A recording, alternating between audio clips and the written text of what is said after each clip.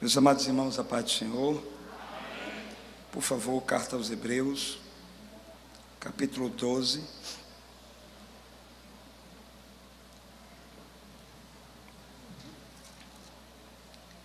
Iremos ler do versículo 1 ao 3. Muito bom estar com os irmãos aqui numa data tão especial.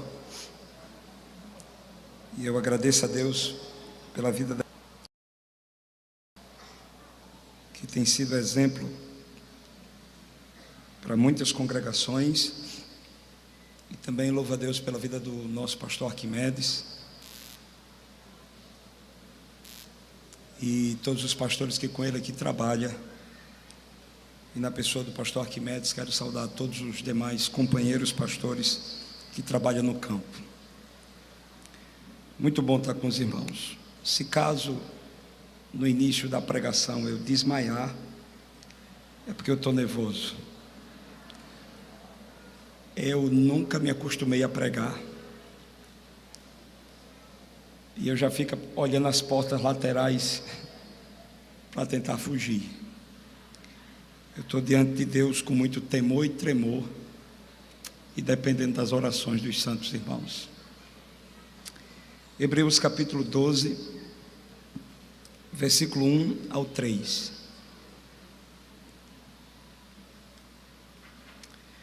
Portanto, também nós, visto que temos a rodear-nos tão grande nuvem de testemunhas, desembaraçando-nos de todo o peso e do pecado que tenazmente nos assedia, corramos com perseverança a carreira que nos está proposta, olhando firmemente para o autor e consumador da fé, Jesus, o qual, em troca da alegria que lhe estava proposta, suportou a cruz, não fazendo caso da ignomia, e está assentado à destra do trono de Deus.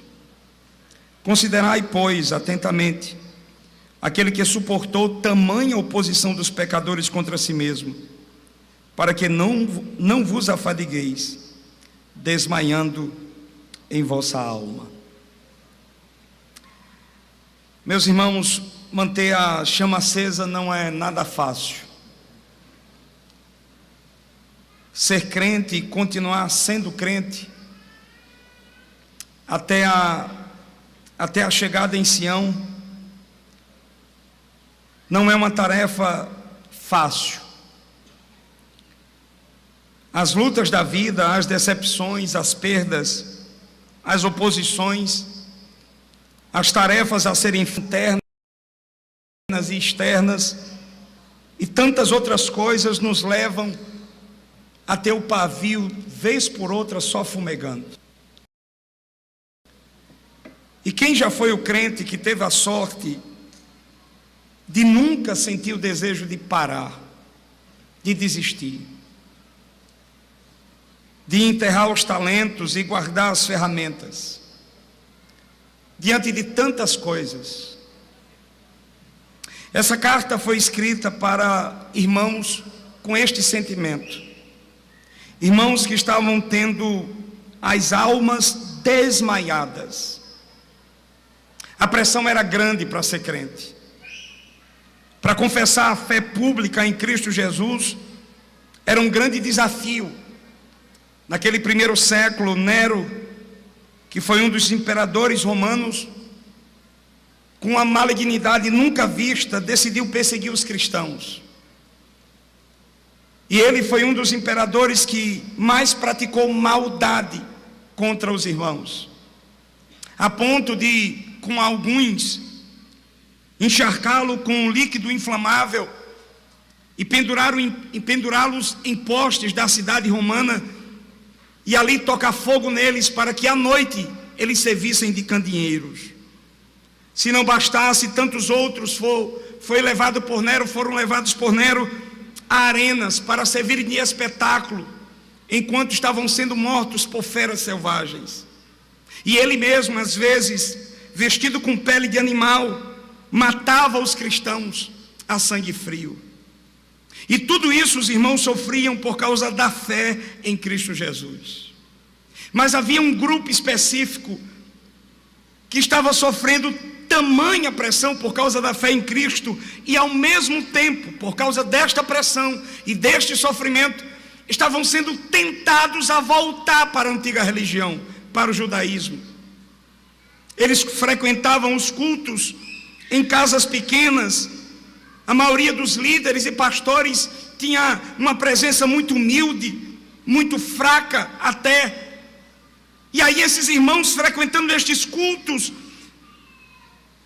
pensavam na religião antiga, no templo, nos sacerdotes que se vestiam com pompa, no templo onde tinha peças de ouro, grande glória. Havia uma grande pompa na religião judaica. Mas agora o cristianismo, a igreja, se reúne em lugares simples, em cenáculos. Eles confessam a fé em Cristo Jesus e por causa dessa fé são perseguidos tenazmente pelo inimigo. E muitos irmãos hebreus olhavam para aqueles cultos, para aquela realidade simples, porém poderosa, mas eram tentados a olhar para trás, a lembrarem do templo, dos sacerdotes, dos vultos do Antigo Testamento, grandes homens e mulheres. E eles pensavam: se toda a causa do nosso sofrimento é a fé em Cristo Jesus, talvez deixar Cristo, abandonar a fé e voltar para o judaísmo seja a nossa saída. Talvez com isso a perseguição cesse. E isso estava se alastrando, essa ideia de desistência, por causa da pressão, da perseguição e dos sofrimentos, como o próprio escritor diz,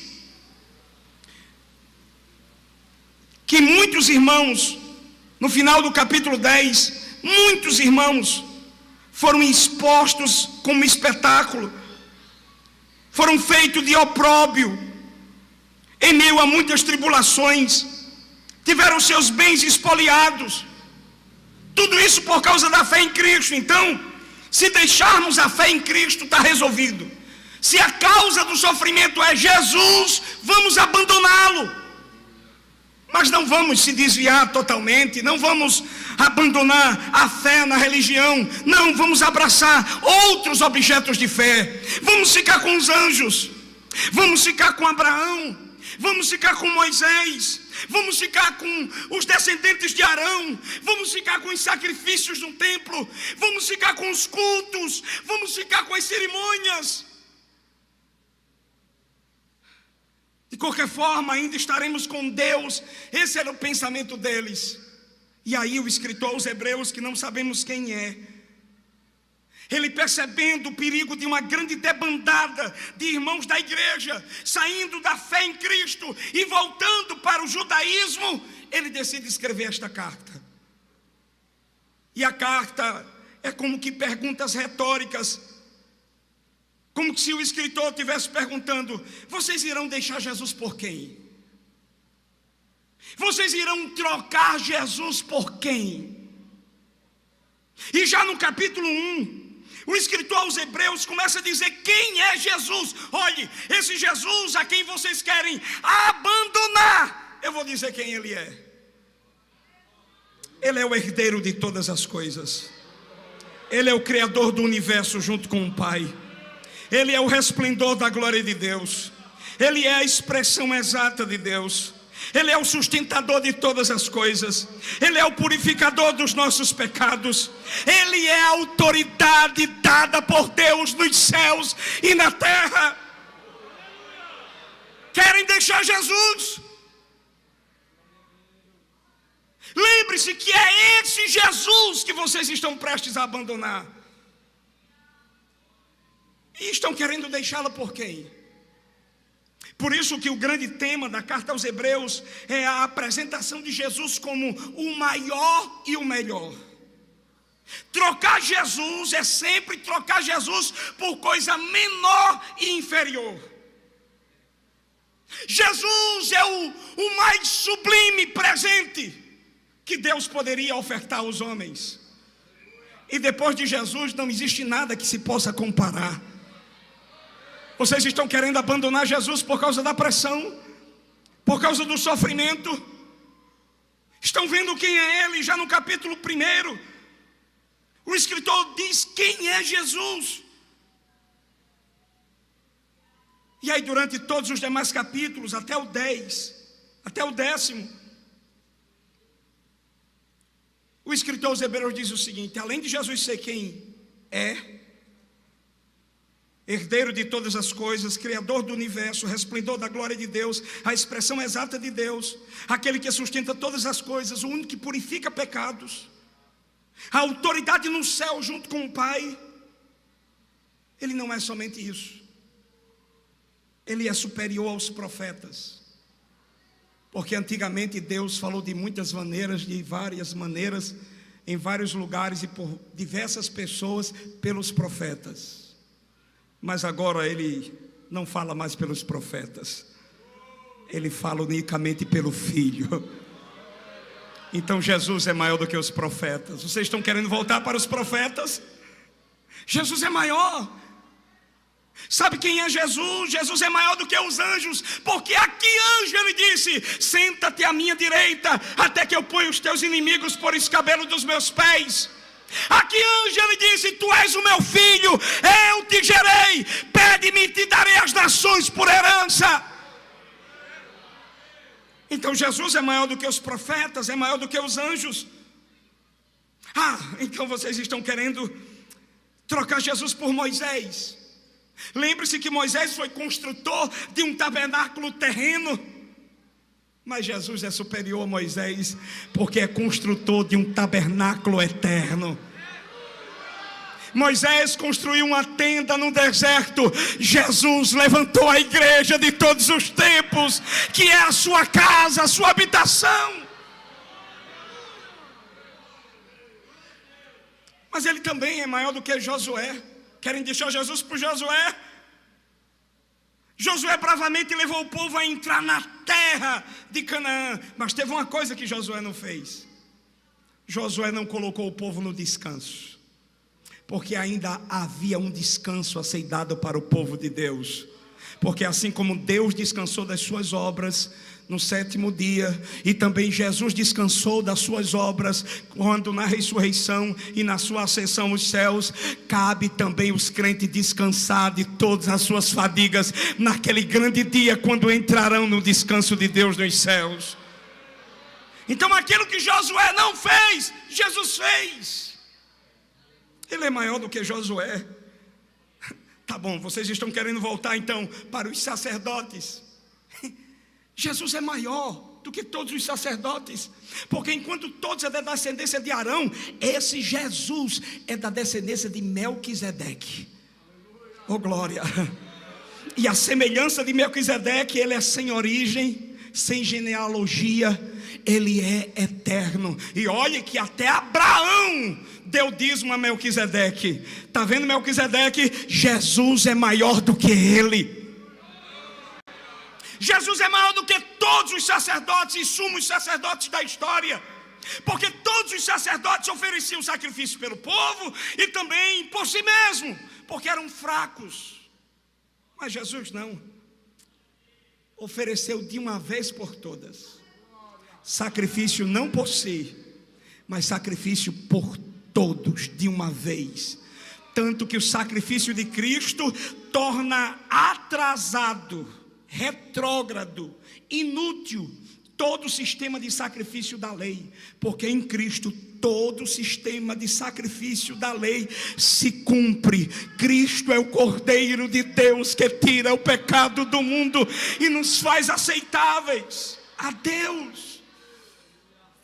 Qual sumo sacerdote teve a autoridade de dizer: entrem aqui comigo no Santo dos Santos? Nenhum podia fazer isso. Até eles mesmos entravam temendo, porque se tivessem com alguma coisa errada, lá mesmo eles morriam. Mas Jesus não, ele entrou no Santo dos Santos, rasgou o véu de cima a baixo e abriu a porta para que todo aquele que crê em Deus por meio de Jesus possa entrar na sala do trono, a fim de pedir socorro em tempo oportuno.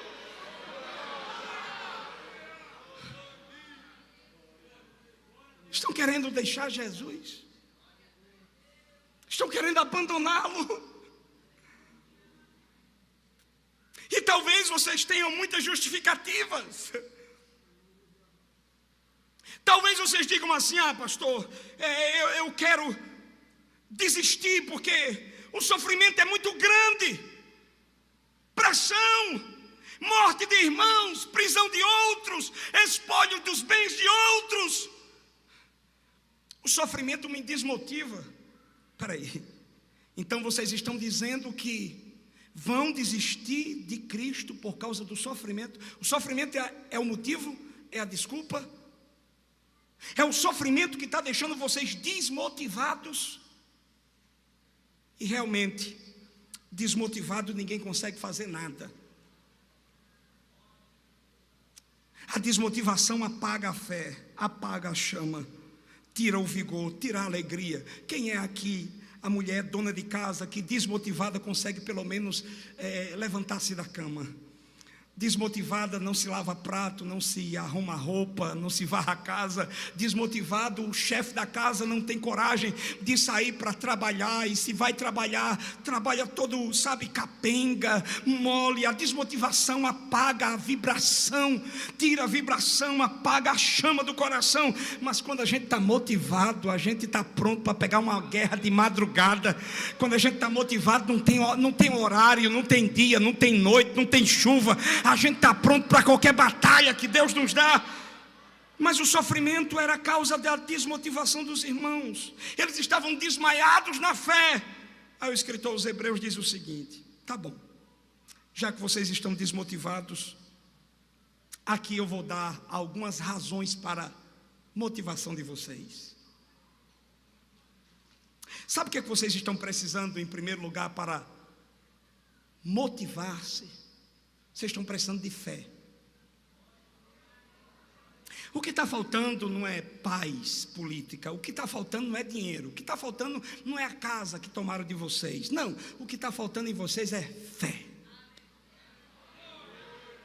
E o que é fé? Fé é a convicção plena de que Deus vai cumprir tudo aquilo que disse.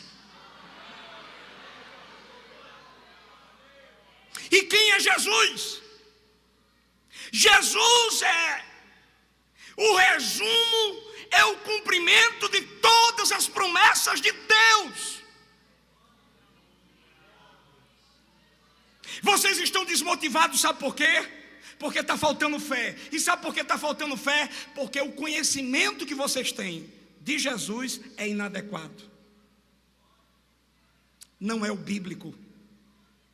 Mas aí eu vou motivar vocês um pouco mais. Ele já vem apresentando quem é Jesus. Jesus é o maior, Jesus é o melhor, Jesus é o supremo, Jesus é o herdeiro, Jesus é o criador, Jesus é o sustentador. É maior que Moisés, maior que Josué, maior que Abraão. Ele vai dizendo, ele já está, até agora ele está dizendo que Jesus é o melhor e o maior. E vocês estão querendo abandoná-lo. Por quê? Por causa do sofrimento? Se estão parando no meio do sofrimento, é porque vocês não estão tendo fé adequada em Jesus. E um dia Jesus disse aos discípulos, Jesus perto da crucificação, indo para entrar no templo, ele olha uma figueira muito florida, muito bonita. Aí quando vai procurar fruto na figueira, não acha fruto. Jesus fica indignado e diz: nunca mais, figueira, darás fruto. E naquela hora a figueira se secou. No outro dia, quando os discípulos olharam a figueira, ficaram espantados. Olha só, a figueira secou com a palavra de Jesus. Jesus olhou para os discípulos e disse: tendes fé em Deus. Porque se vocês tiverem fé, vocês vão fazer coisas maiores do que essa. Vocês dirão a este monte: sai daqui e vai para acolá, e ele há de passar. Quem tem fé tem um combustível necessário para vencer até sofrimento. E aí então no capítulo 11, ele decide dar alguns testemunhos de pessoas que venceram pela fé. Abel venceu pela fé, Enoque venceu pela fé, Noé venceu pela fé, Abraão venceu pela fé, Sara venceu pela fé, Isaac venceu pela fé, Jacó venceu pela fé, José venceu pela fé, Moisés venceu pela fé, Raabe venceu pela fé, Gideão venceu pela fé, Baraque venceu pela fé, Sansão venceu pela fé, Jefté, Davi, Samuel e todos os profetas. Sabe o que é que está faltando? Aqui no capítulo 12, o escritor, de forma singular, ele provoca a mente dos irmãos a imaginarem um grande ginásio, circulado de arquibancadas, aonde estes homens, citados no capítulo 11, estão assentados. Não é que eles falam, não é que depois de mortos eles estão falando com os irmãos, é que eles estão ali representados através das suas histórias. E o escritor aos Hebreus coloca esses irmãos dentro do ginásio, numa pista de maratona, de corrida. E ele diz: irmãos, vocês estão desmotivados. A desmotivação é por causa do sofrimento que está apagando a fé de vocês. Vocês estão precisando reacender a chama da fé, da confiança em Deus, que Deus cumpre aquilo que diz. Deixa eu motivar vocês. Imaginem vocês na pista de corrida. Vocês já deram a largada. Portanto, nós, visto que estamos rodeados de tão grande nuvem de testemunha, ele apresenta essas testemunhas aqui, presta atenção, como forma de motivar os irmãos. Porque talvez alguém dissesse assim: ah, pastor, não dá para ser crente de verdade. Por quê? Porque eu tenho um problema na família. Ah, você tem problema na família? Briga entre irmãos, vocês não se entendem com seus irmãos, é uma luta maior do mundo por herança, é uma questão por inveja, por contenda. Interessante, Abel, que venceu pela fé, também tinha problema de família.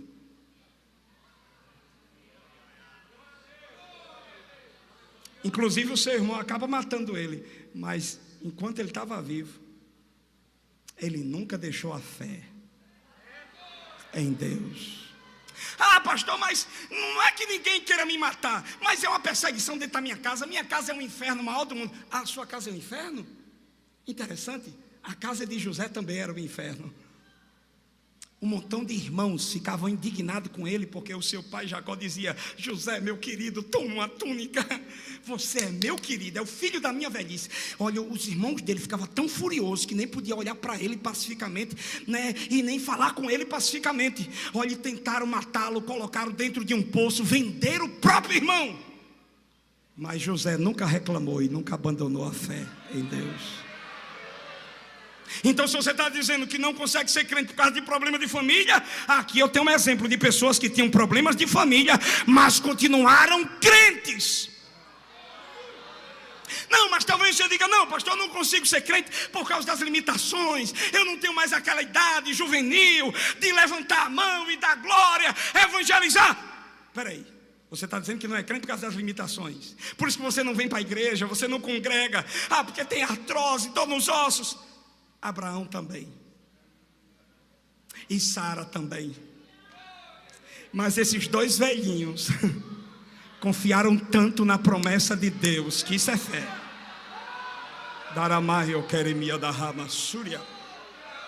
Confiaram tanto na promessa de Deus, que eu amo esse texto aqui que fala sobre Sara. Olha só, capítulo 11, versículo 11 de Hebreus. Pela fé, também a própria Sara recebeu poder para ser mãe. Eu não sei explicar muito o que é isso, mas eu só sei que os costumes dela tinham passado. Abraão também não estava lá essas coisas, mas chegou o dia que Deus disse assim: recebe poder, vaso, pá, porque eu falei que da tua descendência eu faria uma grande nação. Oh glória! Pode cair bochecha, os músculos podem cair, a força pode se esvairir, mas a promessa de Deus, quando chega no cumprimento, levanta, restaura, dá vigor. Então, problema de família não é desculpa para ser crente. Limitação também não é desculpa para ser crente. Mas talvez você diga: ah, pastor, eu não consigo ser crente, sabe por quê? Porque eu tenho um problema com o meu passado. Se as pessoas soubessem quem eu fui no passado, jamais deixariam eu entrar nessa igreja. O meu passado é podre, eu desci no mais profundo poço de lama, de desgraça, desgraça moral, espiritual. Eu fico aqui escondido com medo que as pessoas visitem a minha antiga cidade. O seu problema é com o seu passado? Ah, capítulo 11 de Hebreus, versículo 30. e um, pela fé, Raabe, a prostituta.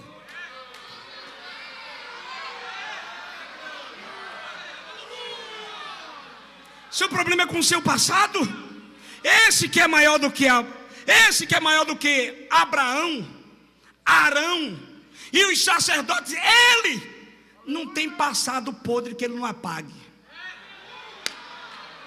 Lembra de Raabe? Raabe, meus irmãos, Raabe tinha uma taberna na muralha de Jericó. Mas a fama de Deus pelo avanço do povo chegou aos ouvidos dela. Tu sabia que Deus, o Deus dos hebreus, que é maior do que os deuses cananeus, deu Canaã para eles? E foi como olha, esse Deus já abriu o mar vermelho, já botou o povo no deserto. Vem acompanhando esse povo 38 anos no deserto. E eu fiquei sabendo que sandália não se acabava, roupa não se acabava. De noite tinha uma coluna de fogo, de dia uma nuvem, para eles não morrerem causticados com o sol. Olha só, e agora eles chegaram já na beira. E aí eu estou sabendo, sabe de quê? Glória a Deus, que as nações que estão do lado de lá, antes de chegar em Jericó, já perderam a batalha para esse povo. Aí Raabe disse, já sei, vou trocar de Deus.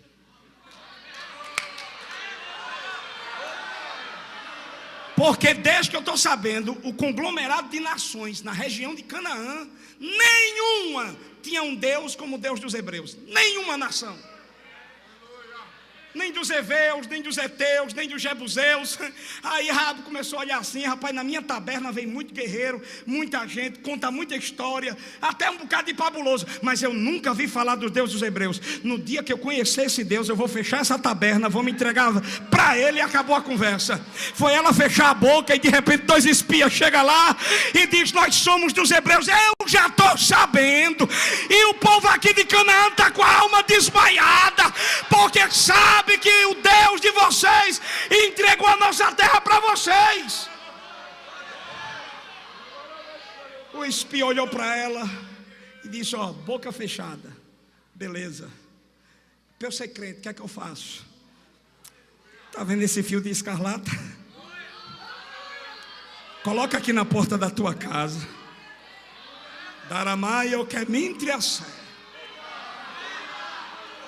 Porque quando a destruição vier, todos os centímetros das muralhas irão cair, menos aonde você mora. Josué botou o povo para circular a muralha. No dia certo a muralha caiu. Só a parte da casa de Raabe ficou de pé. Qual é o seu problema? Não, pastor, eu estou desmotivado por causa do meu passado. Seu passado é pior do que o de Raabe.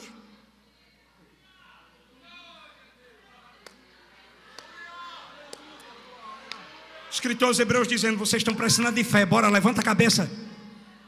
Bora, volta para a corrida, bora. Olha aí os testemunhos ali que venceram pela fé. Abel venceu pela fé, Noé venceu pela fé, Abraão venceu pela fé, Sara venceu pela fé, Moisés venceu pela fé, Josué venceu pela fé. Oh glória! E vocês vencerão também pela fé. Levanta a cabeça, volta!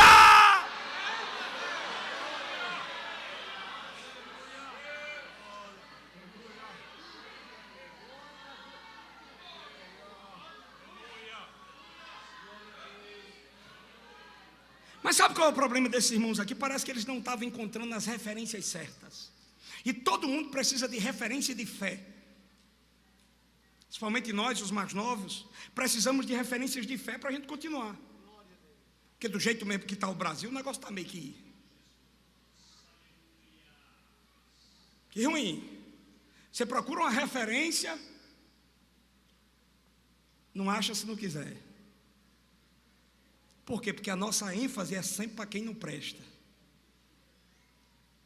E você tem que olhar, não é para quem desistiu, é para quem conquistou. Você tem que olhar para os melhores, não é para os piores. Mas o diabo pega a tua cabeça e faz assim, olha para aquela fofoqueira. Não é? Aí você fica, eu não vou para a igreja não, porque naquela igreja tem fofoqueira. E por que de vez de olhar para a fofoqueira, não olha para a irmã que ora? Não, eu não vou congregar mais não, porque tem aquele irmão exibido. De vez de olhar para o exibido, porque não olha para o humilde?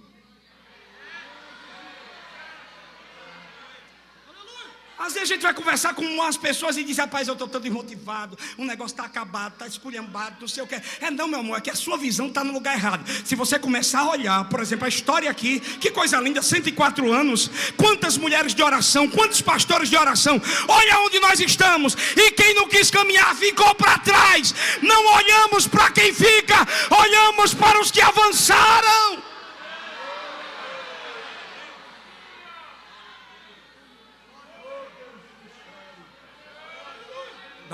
Eu quero me tratar.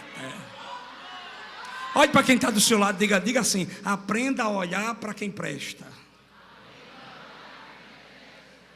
Aprenda a olhar para quem conquistou, para quem está avançando, para quem debaixo de pressão, mas está ali calado, dando glória, aleluia, vou fazer, não vou entregar a carteira, não vou sair da igreja, aleluia, é o sangue dando na canela, e chove ainda canivete, parede racha, aí você diz: eu vou olhar para Jesus, eu vou olhar para Abraão, eu vou olhar para Isaac, eu vou olhar para Jacó, glória, que apesar das suas limitações, não tinha covardia consigo na alma.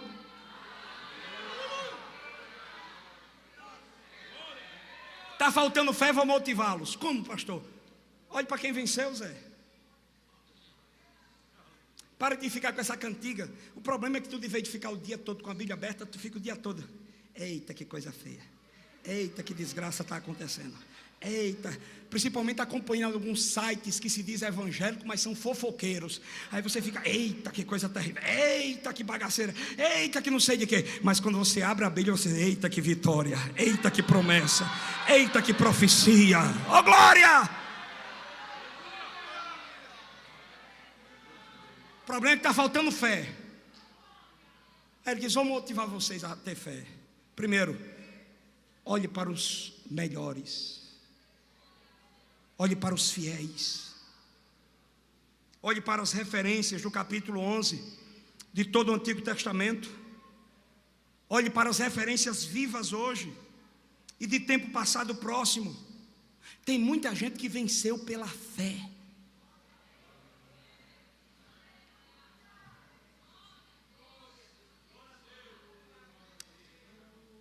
Mas o escritor aos Hebreus nos chama somente a olhar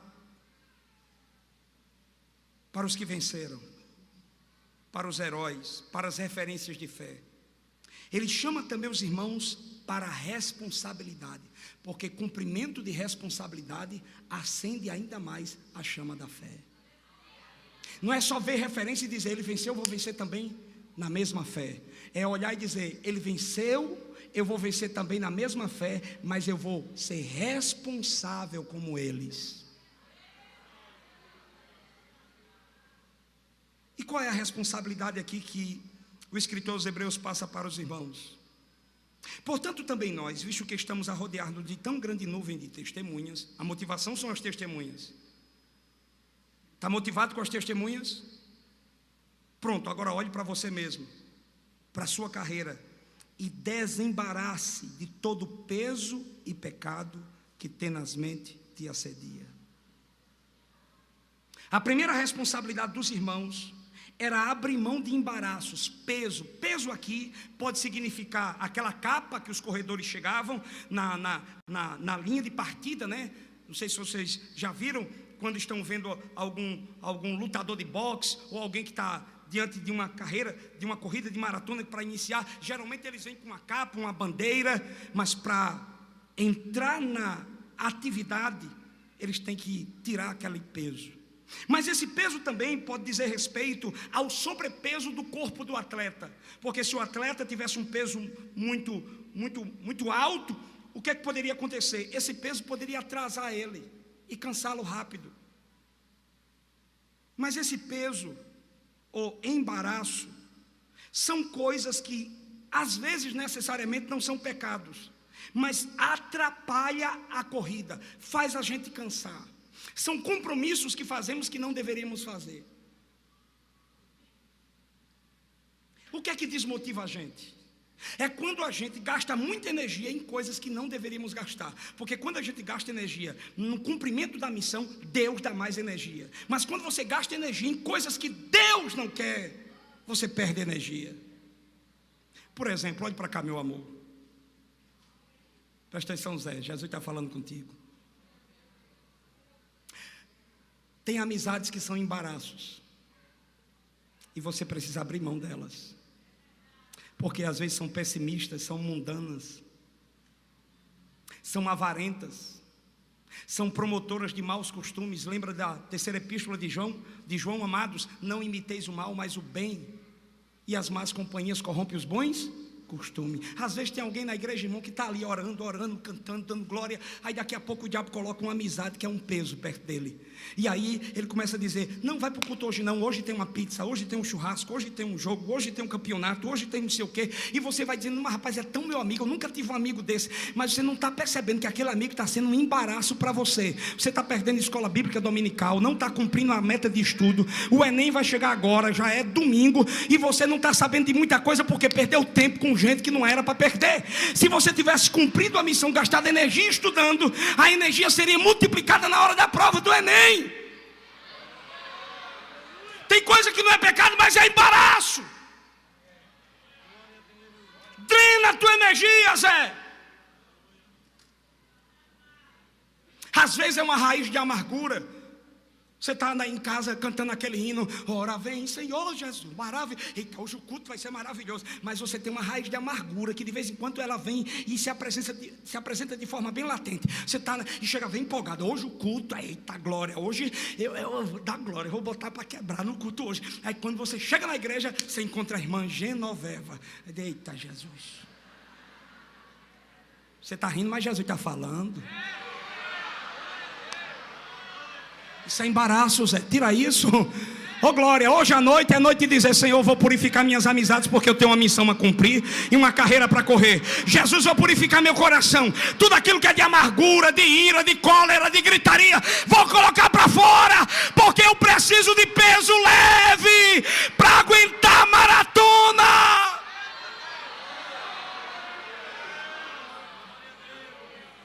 Olha, irmão, tem crente que se Jesus, porque Jesus pode fazer isso, se Jesus quisesse dizer assim: eu vou abrir o coração desse crente aqui, no meio de todo mundo, para mostrar o que tem dentro desse coração, teria pessoas que quando Jesus abrisse o coração, ia tirar miniaturas de pessoas da igreja. Eu não gosto de Joaquim. Eita, Josefina, véia chata. Aquele pastor, quando ele está pregando, não gosto quando aquele grupo canta. Aquele exibidozinho ali no saxofone. Hoje Jesus está dizendo: tira esse povo do coração. Libera, perdoa, releva, ama, se sacrifica. Isso é peso que está te atrapalhando. Você poderia estar muito mais longe, mas não está. Por quê? Como disse o escritor aos Hebreus, já era, presta atenção, meu amor, já era para você estar se alimentando de comida sólida, mas eu não posso dar alimento sólido, eu tenho que estar dando leite para vocês, porque o comportamento de vocês é de criança, é de pirraça, é de mimimi. Oh, amadurece em Cristo.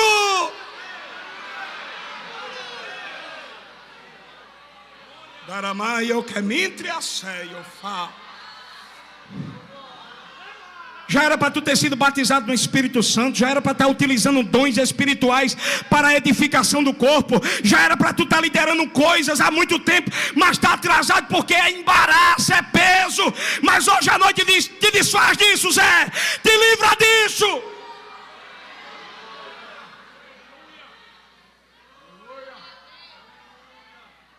Se livre do embaraço, mas também do pecado.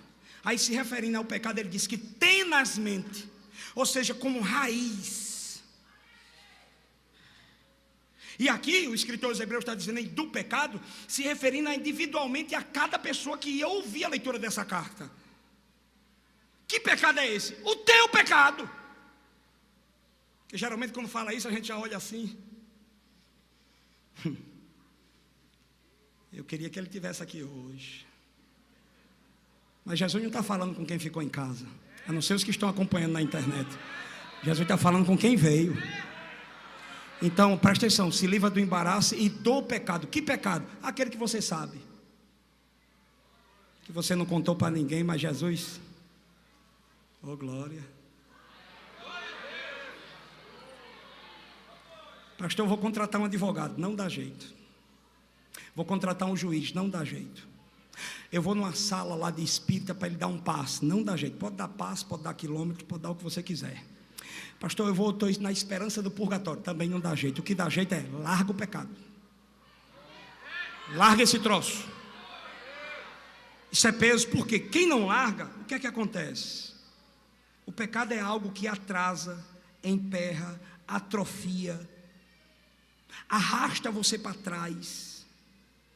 Tem crente, irmão, que poderia estar,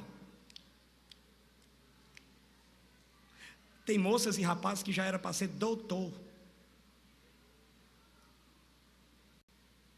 Aí quando toca no assunto, como um rapaz de outro estado, ficou com raiva quando um dia um vídeo meu foi postado falando sobre preguiçoso. Ele ficou tão estressado que num grupo que eu fazia parte, ele entrou pesado, chamando até palavrão, crente chamando palavrão. Mas o problema é que ele estava botando a culpa nas pessoas. E geralmente é assim, não quer assumir a responsabilidade. Não, a culpa foi da minha mãe, que não me criou direito. Quem foi a culpa? A culpa foi dos políticos, a culpa foi do diabo, a culpa foi sua. Foi você que botou na mochila o que não era para ter colocado. Foi você que botou na canga o que não era para ter posto. Hoje à noite Jesus está dizendo, tira esse peso, Zé, tira esse embaraço, Zé. Fica leve, porque eu vou te dar fé, poder para correr. Correr como ninguém nunca correu, voar como ninguém nunca voou. Presta atenção, ninguém lhe deve nada. Eu preciso dizer isso. Olhe para quem está do seu lado, diga assim, ninguém lhe deve nada.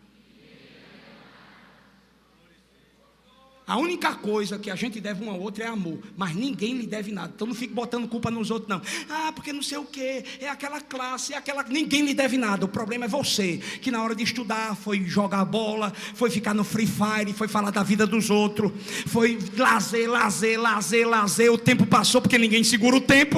Aí agora você está vendo que perdeu tempo e quer botar culpa nos outros para não assumir a responsabilidade. Mas hoje à noite Jesus está dizendo, eu recupero o tempo de quem se desembaraça de peso e pecado.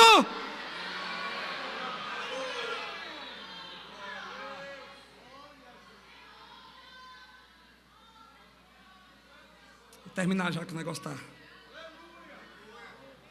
Motivação. Olhe para os melhores. Responsabilidade. Se desembaraça de peso e pecado, Zé.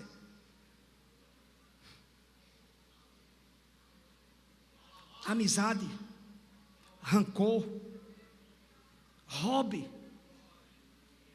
Tem crente que deixa de vir para a escola, para o culto de doutrina, por causa de um hobby, que isso é minha vida, que eu tenho que fazer pedal, faz teu pedal, agora não faz na hora das coisas espirituais, não. O apóstolo Paulo diz que o exercício físico para pouco se aproveita, mas a piedade,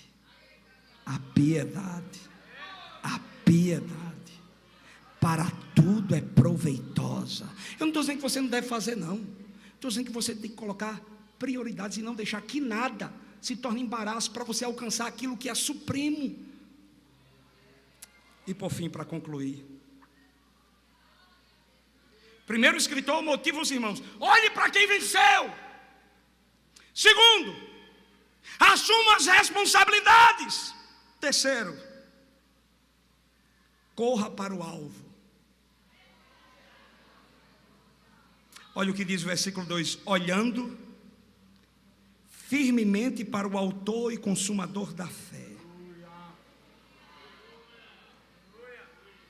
Antes disso, terminando o versículo 1, ele diz assim: corramos com perseverança a carreira. A carreira aqui do grego vem para agonia. Corramos a vida de agonia que está proposta. Ô Zé, olhe para cá. Meu amor, olhe para cá. Você tem que parar com aquele negócio. Eita, que o negócio está feio. Que mundo terrível. Esses dias eu andando com a minha esposa e mais outros irmãos comentando o que está acontecendo. Que coisa terrível. Um grupo terrorista mata 40 crianças decapitadas. Ainda tem crente que defende esses infelizes, que justifica essa ação. Lembre-se que o povo judeu carrega toda a nossa base. Nós temos a fé baseada na cultura judaico-cristã, revelada na palavra. Jesus se revelou em carne como um judeu. Então não estão perseguindo apenas uma nação, é porque tem ódio de Deus. Mas quem vence Deus? Quem vence Deus?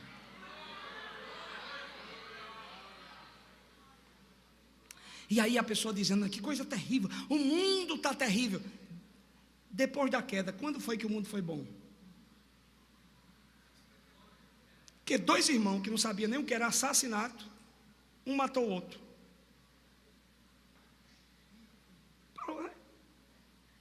Quando você vai olhar as histórias da Bíblia, você fica assim, meu Deus, o sangue de Jesus tinha poder. Esse povo era crente, entre os crentes. E no mundo,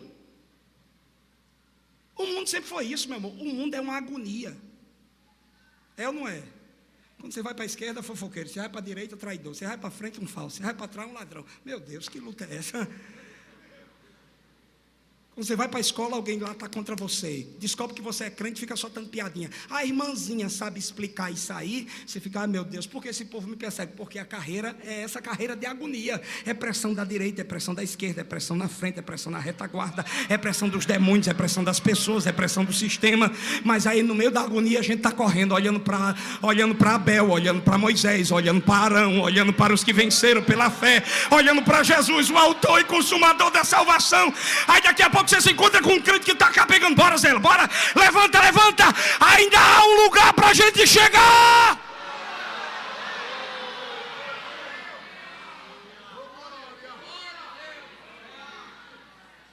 Saber para onde vai aumenta a fé e a motivação. Tem crente, irmão, que é desmotivado por quê? Porque não sabe para onde vai, está mais perdido que barata. Está mais perdido que segue em tiroteio. Você olha para ele, e aí, irmão, tu quer o quê? Eu não sei se eu dou aula, eu não sei se eu prego, eu não sei se eu canto. Ele é assim, aquela confusão filosófica. Mas crente que é crente, ele sabe qual é o alvo dele. Quem é o alvo dele? Olhando fixamente para Jesus, o autor e consumador da nossa fé, e o maior exemplo, porque sofreu toda a contradição dos homens. Olhe para cá, meu amor, olhe para cá, em nome de Jesus. Jesus foi um homem que mais sofreu contradição dos pecadores. Quando ele nasceu, já queriam matar ele. Sendo o Senhor dos exércitos, viveu fugido. Sendo dono de tudo, não tinha nem sequer um travesseiro para reclinar a cabeça nas noites cansadas. Até os discípulos dele tinham uns covardes no meio. Um bocado abandonou, mais um pegou pesado, vendeu ele. Agora imagine se Jesus ficasse dizendo, dá não, pai, não dá não. Eu não vou morrer por essa gente ruim não, eu não vou. Nada disso. Jesus, a pressão vinha, Jesus chorava, Jerusalém, Jerusalém. Quantas vezes eu quis te juntar, como uma galinha faz com seus pintainhos. Mas o que foi que você fez? Você matou os profetas e está querendo me matar também, Jerusalém.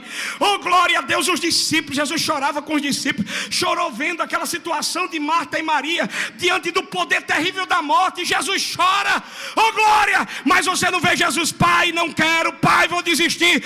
Ele diz, agrada-me fazer a tua vontade. Jesus sabia para o que veio.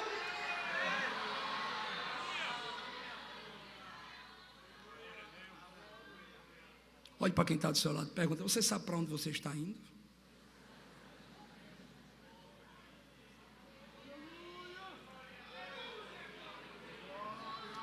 Jesus é o alvo. Jesus é o alvo. E Jesus é o alvo como modelo de vida em primeiro lugar. Presta atenção. Quando você olha Jesus como alvo, em primeiro lugar, ele é alvo como modelo de vida. Jesus é padrão de vida. Amar como ele amou, perdoar como ele perdoou, trabalhar como ele trabalhou, evangelizar como ele evangelizou, expulsar demônio como ele expulsou, cumprir a vontade do Pai como ele cumpriu. Qual é o modelo de crente? Qual é o modelo da Assembleia de Deus? O modelo da Assembleia de Deus, com todo respeito aos nobres e queridos pastores, não somos nós os pastores. Esse não é o modelo maior. O modelo maior da Assembleia de Deus não é Gunnar Wingre e Daniel Berg, com todo respeito. O modelo da Assembleia de Deus é Jesus de Nazaré. Ele é o padrão.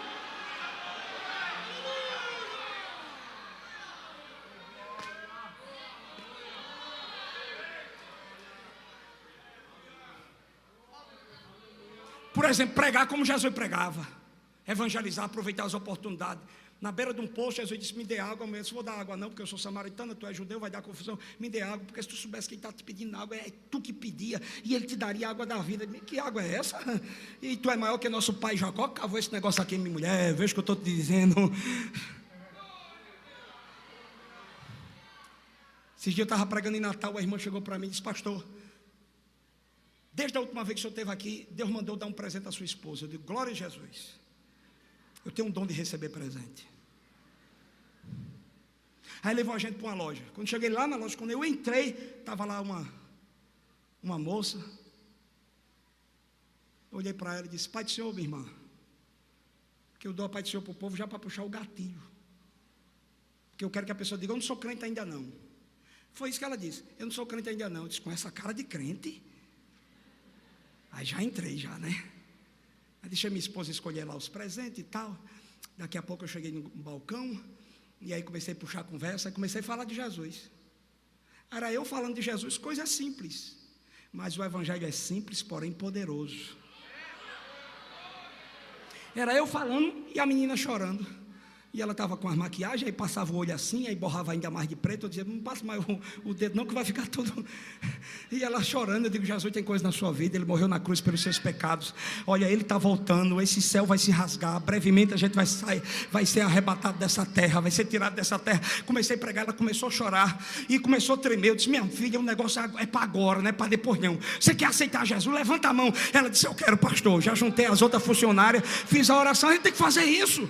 Imitar Jesus significa isso, é pregar para todo mundo, é pregar em todo tempo, é pregar em toda hora, a tempo e fora de tempo. Não é confiar nos seus atributos, mas confiar no poder daquele que te enviou.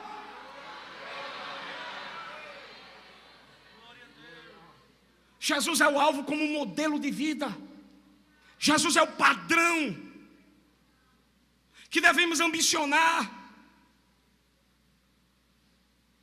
Mas Jesus é o alvo também como companheiro de viagem, como exemplo maior, olhando firmemente para o autor e consumador da fé, Jesus, o qual, em troca da alegria que lhe estava proposta, preste atenção, suportou a cruz, não fazendo caso da ignomia. E o resultado é que ele está onde hoje? Assentado à destra do trono de Deus. Considerai, pois, atentamente aquele que suportou tamanha oposição dos pecadores contra si mesmo, para que não vos afadigueis. Olhe para cá, meu amor. Chame Jesus para andar com você nessa carreira. Chame ele para ser seu companheiro. O problema é que tu fica se escorando em gente que é gente. Tu tem que se escorar em gente que é Deus. Jesus é Deus. Jesus é o Deus homem, é o verbo encarnado. Tu tem que convidar ele. Sabe aquele hino que diz: fica, Jesus, mais um pouquinho, não vá sem eu antes te falar, como tu és maravilhoso, tua presença alegrou esse lugar.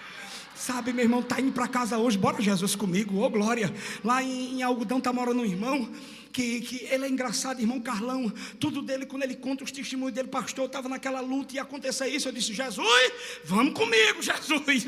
E Jesus sempre vai, Jesus sempre dá livramento, Jesus sempre abre a porta, Jesus sempre repreende as enfermidades, expulsa os demônios. Chama Jesus para ser o teu companheiro. Jesus é companheiro mais sublime do que marido, do que esposa. Jesus é companheiro mais sublime e mais querido do que filho e filha.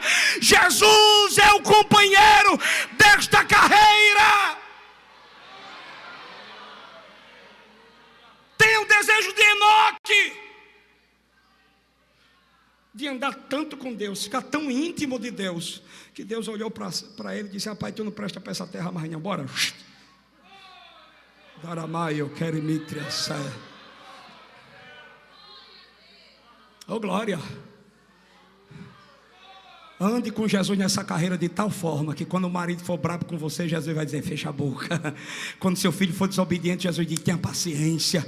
Quando você abrir o armário e estiver faltando coisa, aí você vai ouvir Jesus dizendo: eu sou a tua providência. Não se desespera. Tenha Jesus como companheiro de tal forma que quando alguém levantar uma calúnia, você vai ver Jesus dizendo: disseram também de mim muita coisa errada, disseram que eu era ladrão, disseram que eu era endemoniado, disseram que eu era o chefe do demônio. Oh glória! glória. Eu também sofri o que você sofre e sofri ainda mais. Ninguém sofreu como Jesus. Ele é o padrão da caminhada. Em último lugar, para a gente terminar, Jesus é o alvo como lugar. Jesus é alvo como modelo. Você precisa imitar Jesus. Jesus é alvo como companheiro de carreira. Como é bom andar com Jesus. Esses dias, pastor Arquimedes, o meu carro quebrou. Mais uma vez. E eu estava num carro emprestado. Fui em Santa Cruz de Capibaribe. Na volta o irmão liga para mim e disse: pastor, fui pegar seu carro na oficina, seu carro quebrou. Agora não quebrou normal não. O motor abriu um buraco, caiu as peças todinha. Na hora que ele disse isso, minha cabeça chega fez tim. Aí na hora eu disse: eu não vou reclamar. Resumindo, ainda bem que quebrou na mão dos outros. Glória a Jesus de Nazaré. Ele se preocupou, a gente se juntou, ajeitamos o carro. Quando eu tirei o carro da oficina, depois de ter gastado muito, eu achando que era a gente, peguei o carro, voltando para casa, eu disse: Jesus, eu quero ter uma conversa com o senhor. O senhor viu quanto eu gastei nesse carro? O que eu gastei nele dava para ter feito um bocado de coisa aqui em Algodão de Jandaíra. E Jesus dando corda.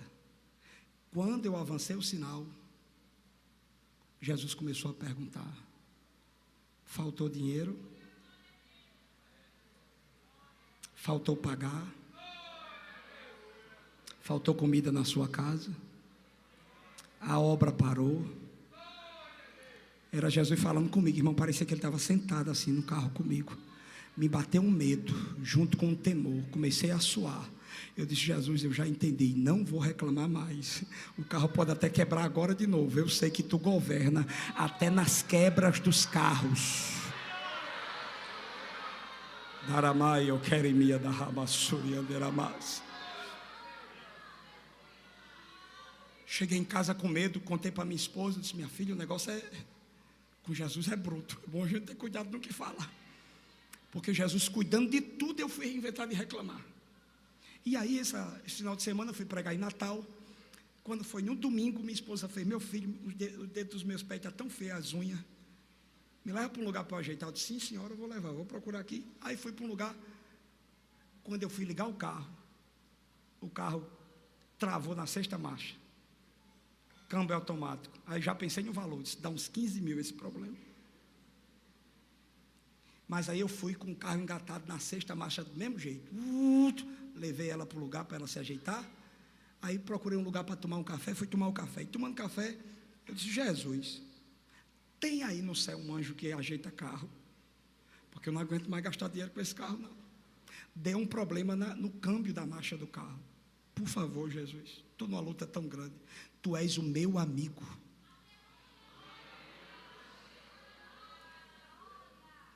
Nisso terminei de tomar o café, voltei para o estacionamento. Quando eu liguei o carro, tudo normal. Interessante. Você não está acreditando não, né? Você acha que Jesus não toma conta das coisas, dos detalhes da vida da gente, não, né? O meu carro tinha um problema, que quando ele parava no sinal, dava aquele pulo assim, parava e tuf, parece que um anjo chegou lá e passou manteiga. Está sem pulo, sem trava, sem choque, sem cois. Chame Jesus para andar com você, porque você pode contar a Ele toda a sua ansiedade. O problema é que você fica desabafando em grupo de WhatsApp, em rede social, mandando indireta. Isso não resolve o problema. Resolve o problema você dizer: Jesus, venha cá, que eu tenho um montão de ansiedade para colocar diante de ti. Eu quero que o Senhor resolva. Não tem algo que Jesus não possa resolver. E hoje à noite Ele já está curando pessoas, está alegrando pessoas. Ele esta noite está curando pessoas de depressão aqui dentro dessa igreja. Ele está visitando casas aqui. Oh, glória!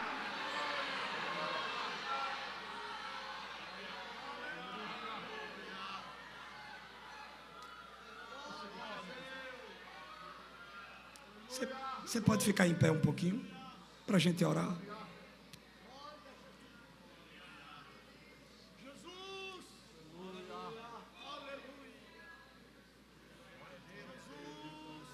Jesus é alvo como lugar. alvo como modelo, alvo como companheiro de carreira e alvo como lugar. Olhe para cá, meu amor. Sabe quem é Jesus? Jesus é o nosso descanso. Porque dele, por ele e para ele são todas as coisas. Não se turbe o vosso coração, crede em Deus, crede também em mim. Na casa do meu pai há muitas moradas, se não fosse assim eu não vou, teria dito, vou preparar-vos lugar. E se eu for e vos preparar-vos lugar, presta atenção nisso, vos levarei para mim mesmo.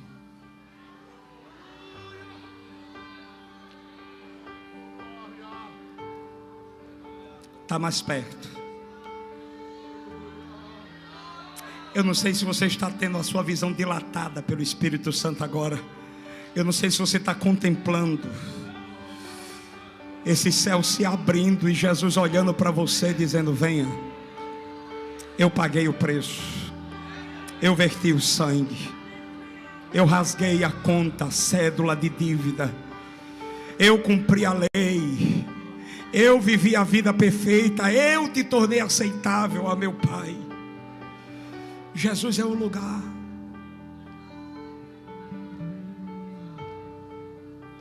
Olhe para quem está do seu lado, pergunte assim: como você está hoje?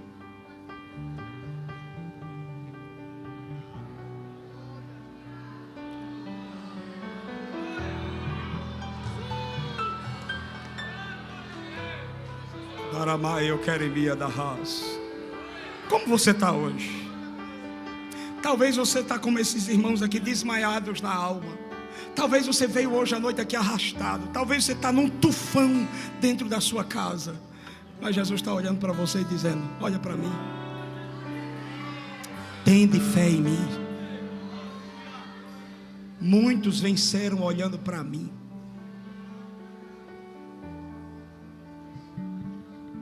Disse que no período em que o comunismo era predominante em muitos países, uma família de pastor foi presa. E os soldados prenderam aquele pastor missionário, sua esposa e filhos, e durante dias ficou tentando instigá-los a negar Jesus. E o missionário disse: não nego Jesus. Negue o seu Cristo, não negue o seu Cristo. Até que decidiram fazer o seguinte: cavaram um buraco e colocaram toda a família dentro daquele buraco e disseram: se vocês não negar Jesus, enterraremos todos vocês vivos. E os filhos do missionário, assustado, disse: papai, pense em nós, pense em nós. A mãe, percebendo que o pai, pelo grito do filho, estava prestes a fraquejar na fé, gritou e disse: homem, coragem.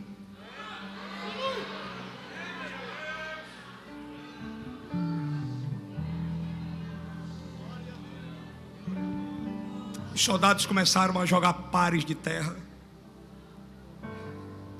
E aí o pai decidiu puxar um hino para estimular a fé.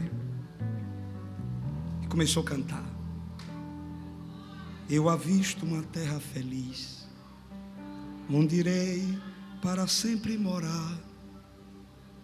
Há mansões nesse lindo país que Jesus foi ao céu preparar. Vou morar nessa terra celeste por vir. Vou morar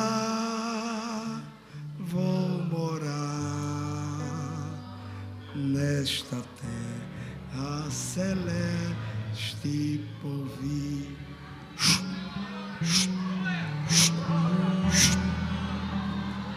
Cantarei nesse lindo país belos hinos ao meu Salvador,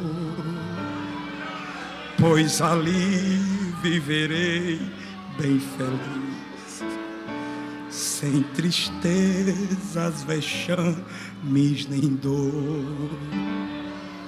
Vou cantar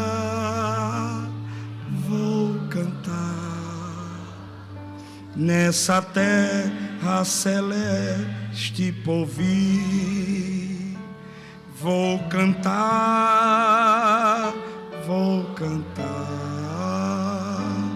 nessa terra celeste por vir. Enquanto a terra estava caindo, as crianças chorando, a mãe, cheia de fé, disse: meninos, vocês não sabem? Daqui a pouco estaremos jantando com Jesus no céu.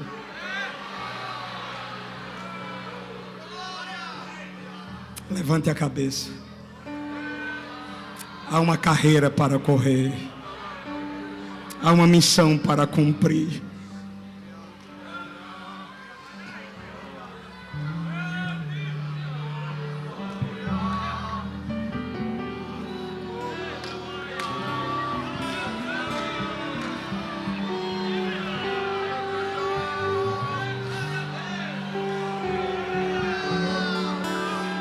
Eu sei que às vezes dá vontade mesmo de dar um chute no balde, dá vontade de fazer as malas, dá vontade de ligar para o pastor e dizer: não quero mais isso, dá vontade de chamar a família para uma conversa, mas Jesus está dizendo: levante a cabeça. Eu vou continuar protegendo, suprindo, guardando, derramando da minha graça aqui. Presta atenção, no reino é proibido desistir. Nós não somos daqueles que retrocedem, nós somos daqueles que avançam. Avança, igreja!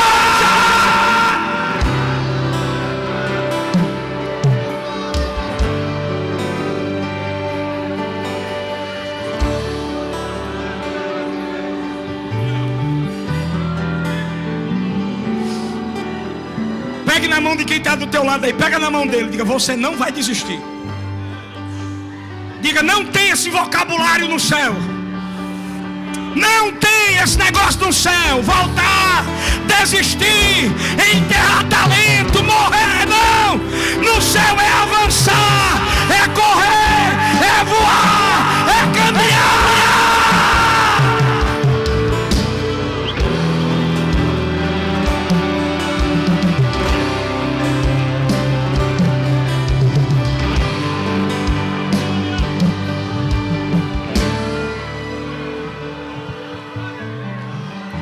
Eu preciso orar por algumas pessoas aqui hoje.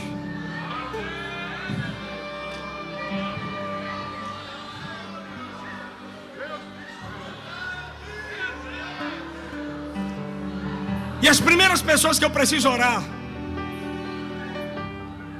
é por aquelas que estão afastadas. Quem está aqui hoje à noite e está afastado da igreja? Dê um sinal com a sua mão, só para me ver. Obrigado, obrigado, obrigado.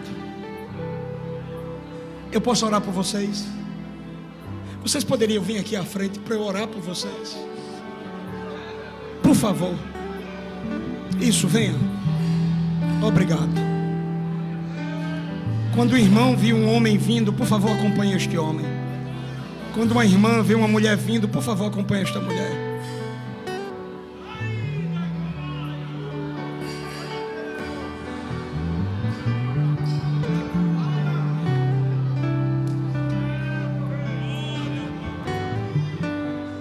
Não precisa eles subirem aqui não, aí mesmo onde estão as irmãs do vocal.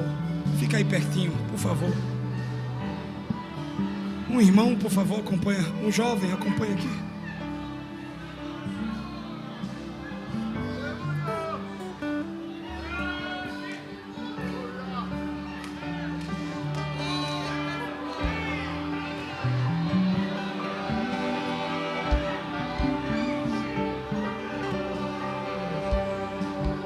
Tem mais gente afastada aqui.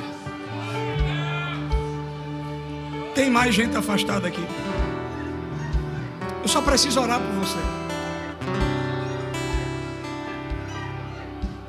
Mais alguém que está afastado da igreja?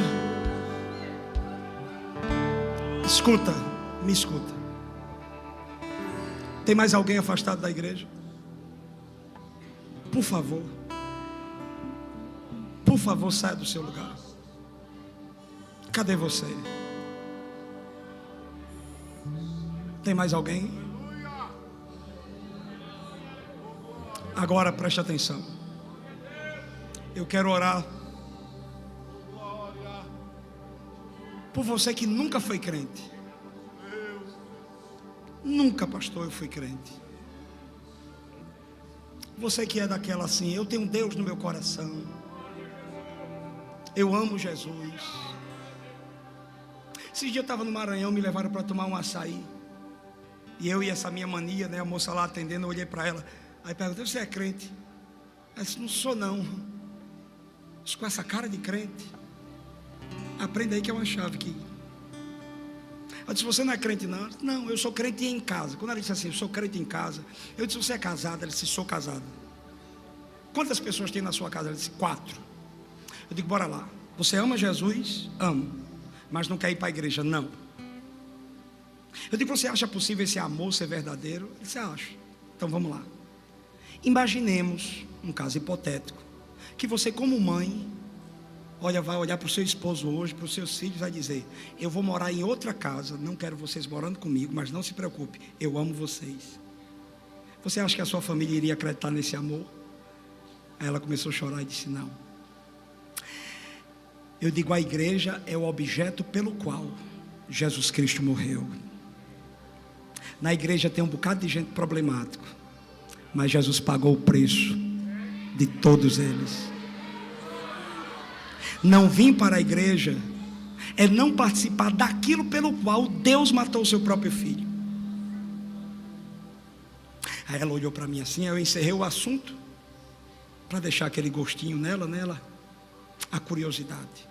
Talvez você não é crente e é disso. Deus está no meu coração, eu amo Deus, Deus sabe. Só que assim como na sua casa as regras são suas, eu não posso agora entrar na sua casa e mudar os seus móveis, porque a casa é sua. Do mesmo jeito é o céu. O céu é de Deus. E só há um jeito de entrar lá. Jesus é o caminho, a verdade e a vida. Ninguém vai ao Pai senão por Ele. Eu preciso explicar isso a você, porque aqui a gente não faz parte de uma religião. Nós fazemos parte de um corpo, cujo cabeça é o próprio Cristo. Quem não é crente, levanta-se a mão. Eu queria orar por você. Se você puder vir aqui, eu quero orar por você. Só orar. Cadê? Vem. Cadê esse povo desse vocal tão lindo? Os jovens, moças e rapazes. Vamos lá, a orquestra. Dá para vocês tocar aquela música assim, orquestrada? Como que se a gente fosse morrer depois do culto? Eita glória. Não, se estão com medo de morrer, vocês não amam o céu não. Porque no céu não entra carne, nem sangue. Só entra transformado. Enquanto os não crentes estão vindo, se você está do lado de alguém que não é crente ou está afastado, pega na mãozinha dele e com carinho diz assim, deixa eu levar você ali na frente, a gente vai orar por você. Olha, presta atenção. Lá no céu vai ter uma orquestra bem bonita desse jeito. Cante como se estivesse ensaiando, toque como se estivesse ensaiando para morar lá. Está vindo mais uma pessoa aqui. Olhe para quem está do seu lado e pergunta assim, como é que você está? Como você chegou aqui hoje? Eu não sei se você está percebendo, mas o céu está movendo aqui coisas aqui na terra. Eu não sei se você está percebendo, mas há uma atmosfera de milagres aqui nesta igreja. O Deus que tem sustentado essa igreja há 104 anos ainda é o mesmo.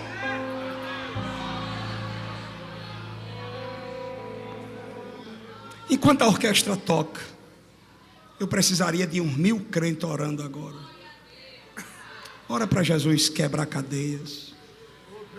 Ora para Jesus convencer do pecado, da justiça e do juízo. Ora.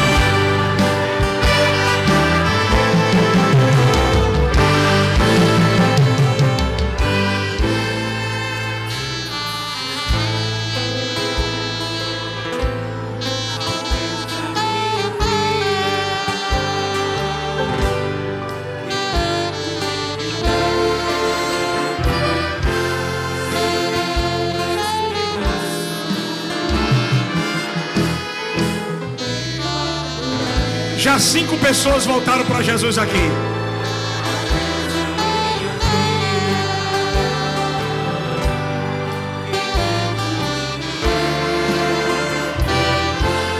Está chegando o dia, igreja. Está chegando o dia de sermos tomados desta terra. Abre a boca.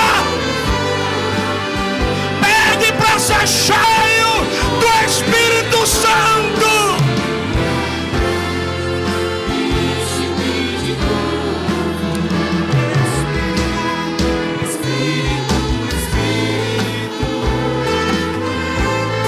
E desce como fogo. Abre a boca. Abre a boca, porque Ele pode batizá-lo agora.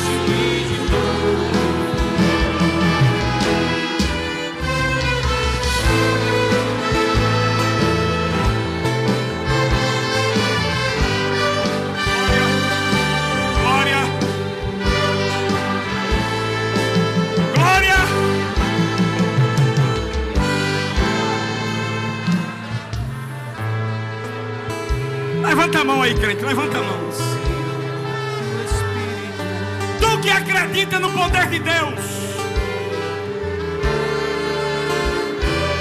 levanta a tua mão e invoca o nome do Senhor. Invoca o nome de Deus por meio de Cristo e pede. Pede poder ao crente. Pede poder do Espírito ao crente.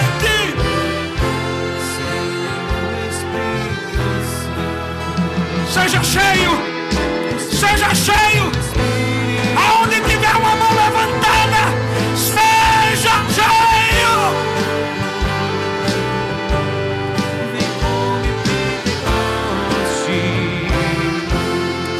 E enche-me de novo, Espírito. Darimia de câmbio, camítria. Darimia de câmbio.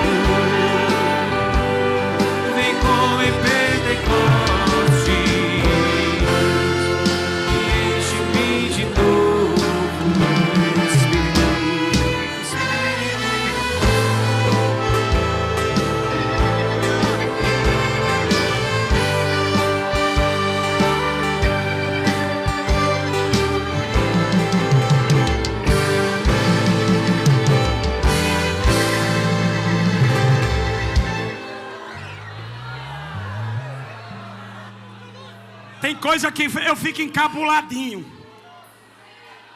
Tem crente que diz assim: Jesus, derrama poder do teu Espírito no culto hoje. Aí quando é na hora do culto fica de boca fechada. Aí ora, Deus, queremos ver os teus milagres de novo. Mas na hora que o povo é convidado à frente, você fica olhando assim e nem intercede para Deus quebrar corações.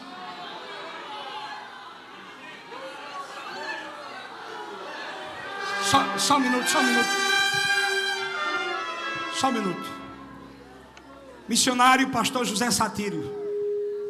Ele disse que para ir para a Colômbia, um dia ele estava orando e apareceu na casa dele uma figura com trajes da Colômbia, fala da Colômbia, e disse assim. Aí mostrou a ele uma terra, um lugar para onde ele ia, deu todas as informações e disse assim: o senhor vai vir para cá. Deu todos os detalhes. Quem conhece o pastor Satírio é um exemplo de missões em nosso tempo. Ele disse que daqui a pouco aquela figura foi embora e desapareceu. Aí ele disse: eu estava sonhando. Na hora que ele disse eu estava sonhando, o Espírito falou com ele e perguntou: você acha que eu não posso fazer de novo o que eu fiz com Felipe?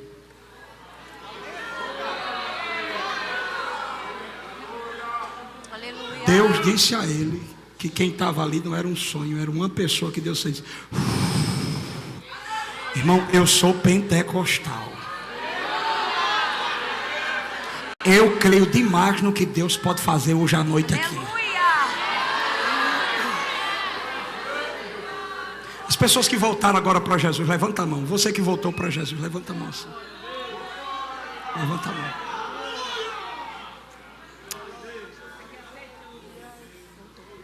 O Senhor recebe Jesus como Senhor e Salvador da sua vida? Então levante sua mão.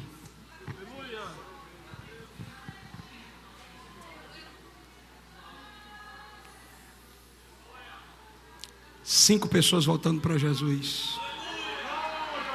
Cadê a sexta pessoa? Tem mais alguém aqui que quer vir para Jesus agora? O Senhor aceita Jesus como Senhor e Salvador de sua vida? Levante sua mão. Levante assim sua mão. A sétima pessoa está vindo aqui. A sétima pessoa está vindo aqui para Jesus. Filha, você recebe Jesus como Senhor e Salvador de sua vida? Levante sua mão. É uma questão da Bíblia. A Bíblia diz que com o coração se crê, mas com a boca se confessa. Tem que ter um testemunho público. Não se preocupe. Se não, não. Aqui é pelo Espírito. A sétima pessoa. Está vindo para Jesus, filha? Levanta a tua mão assim.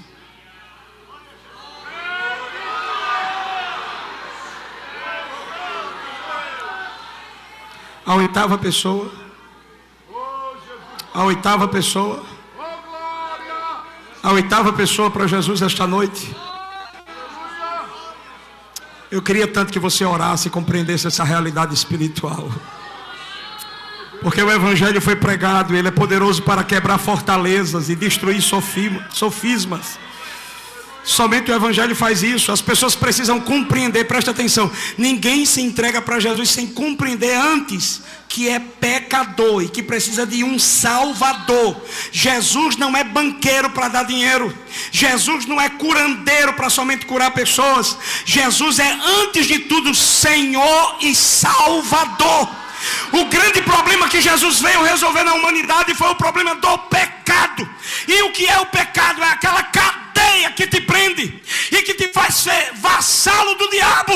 Pois Jesus é o Senhor acima do diabo, e Ele é o Salvador que te liberta das garras de Satanás.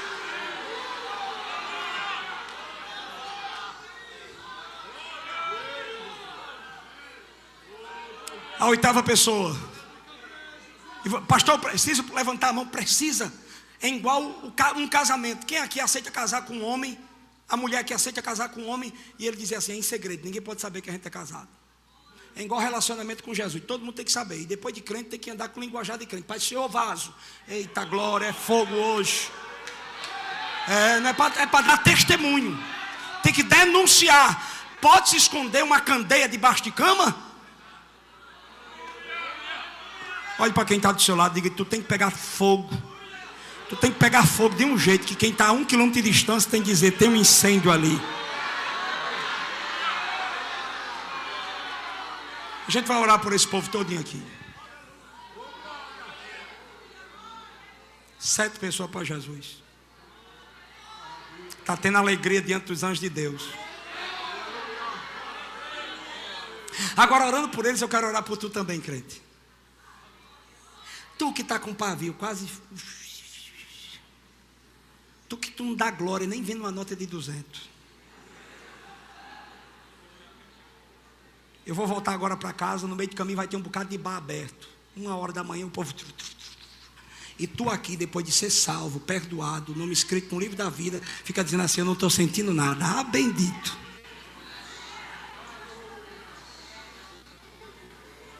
Pega na mão de quem está do teu lado. A gente vai orar agora. Eu creio que grandes milagres acontecerão agora. Porque a igreja, que é coluna e firmeza da verdade, vai invocar o nome do Senhor. E você vai orar pegando na mão dessa pessoa e vai dizer a ela, eu vou orar pela sua casa, eu vou orar pela sua vida, eu vou orar pela sua família, eu vou orar pelo seu endereço, eu vou orar pela sua empresa, eu vou orar por você. Deus vai quebrar cadeias aqui ainda hoje à noite. Jesus já está curando pessoas aqui hoje à noite. Oh, glória a Deus. Eu vi o pastor Manassés contando que uma irmã estava com um problema do pulmão. Ele postou esse vídeo e Jesus na hora devolveu a forma do pulmão da irmã. Oh, glória a saúde perfeita. Hoje à noite Jesus vai curar ossos, pulmões, fígados, rins. Hoje à noite Ele vai desentupir veia de coração. Ele ainda é o mesmo. Naramaio que mintria seio fa. Demintria que mia de raio que mia de treio faio. Derimia de camácia faio. Abre a boca para dar glória para Jesus. Isso. Abre a boca para dar glória para Jesus. Há um movimento de Deus aqui hoje.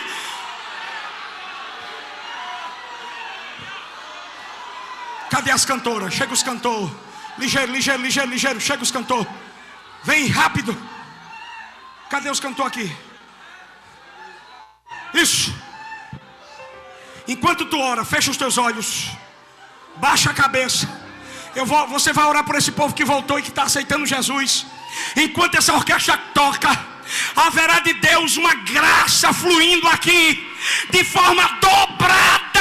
Aleluia!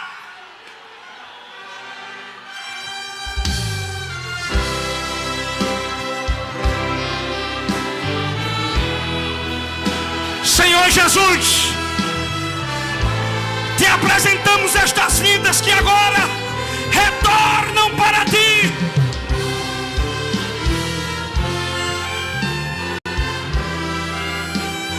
E volta para a aliança que tu fizeste com elas na cruz.